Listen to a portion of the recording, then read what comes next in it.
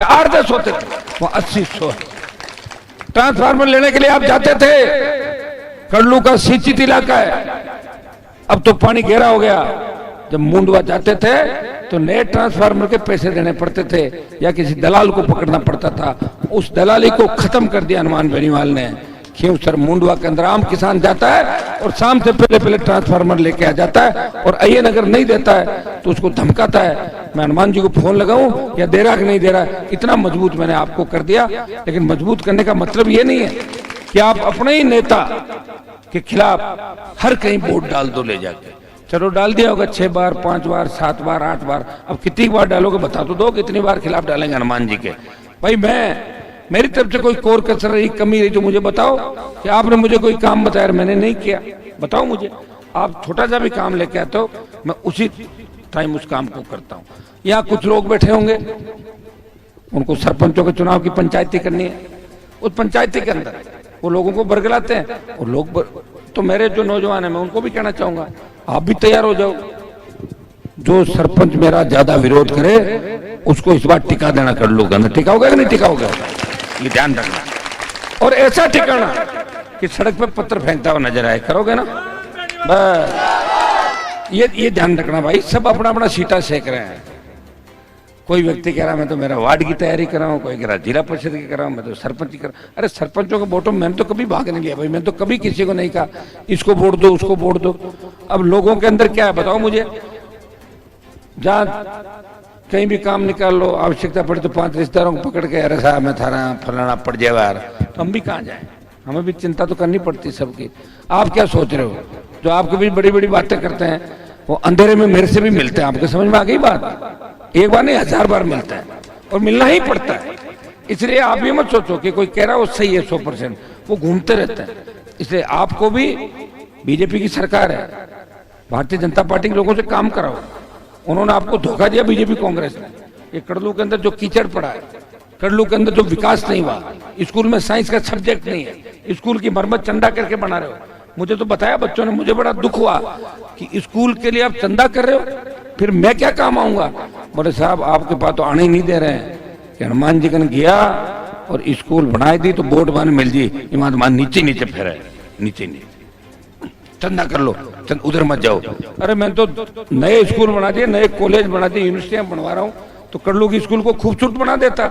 नहीं आया आप, और जब बच्चे आए इन्होंने जैसा काम मैंने कर दिया।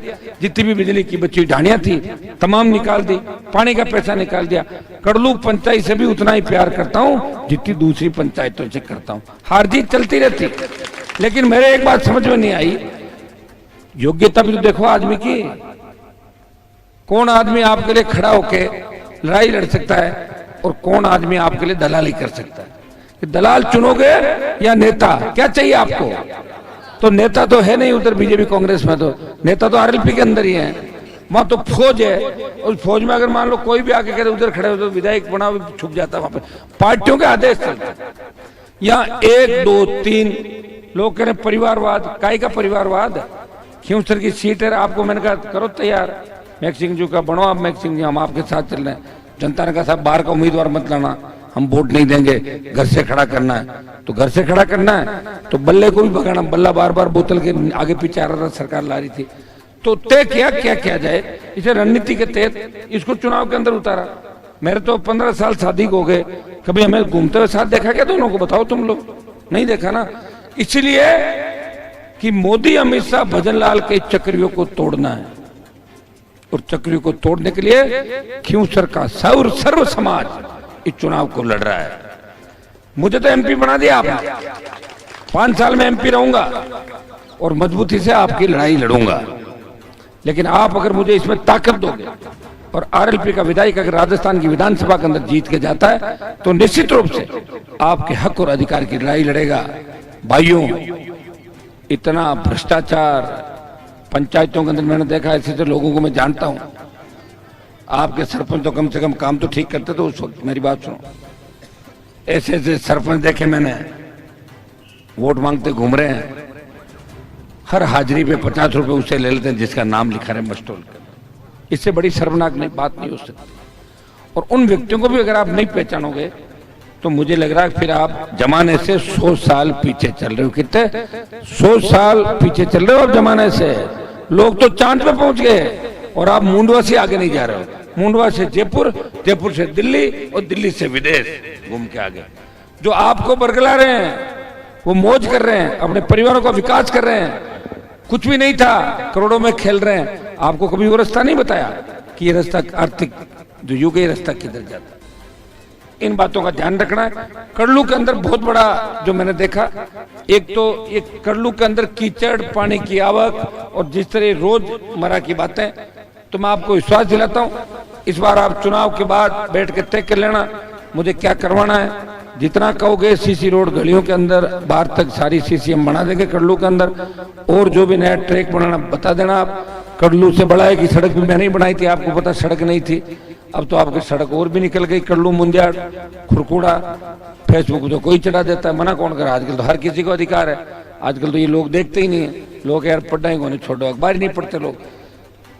आप लोग आए और मैंने अगर कमिटमेंट किया तो उस काम को करने का प्रयास किया। आप लिस्ट बना लो कि हमें ये काम करना।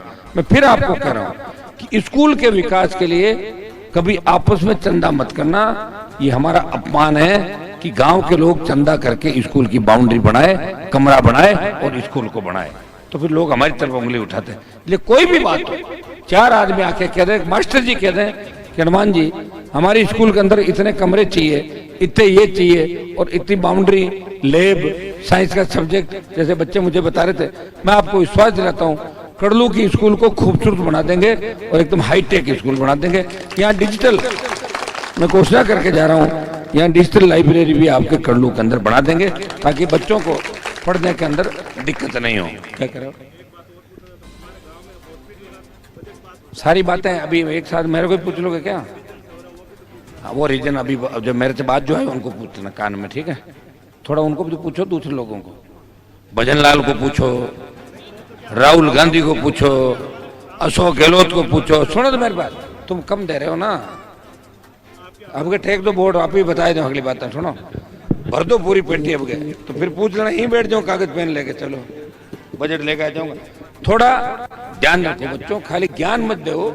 ज्ञान दो तो वोट भी दो पीछे पीछे। ज्ञान तुम्हारे खुद की तो ज्ञान की उल्टियां हो रही मन खुद ना है ना। आप ज्यादा ज्ञान, बेटा तेरी बात रख दी मैंने, तूने स्कूल की बात करी, तेरी स्कूल अच्छी बना दूंगा।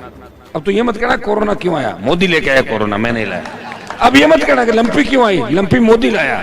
मत दो वोट मोदी को, मार रहा है ना देश को, पीस दिया सारे सारे, फिर भी लोग वोट डालते जा रहे हैं। तो आपको सोचना है, सड़क पर टोल दे रहे हो, बिजली की सीट भरी जा रही है, पुलिस डंडे मार रही है और वोट मोदी को दे रहे हो। तो आप सोचो क्यों कर रहे हो। मुझे ताकत दो, अपने आप ठीक हो जाएगा। और बैलेंस बहुत आवश्यक है। कोरोना के समय नेता नहीं थे जो घूम रहे हैं, एक भी नहीं था, भाग गए थे सारे के सारे। मैं आपके बीच था।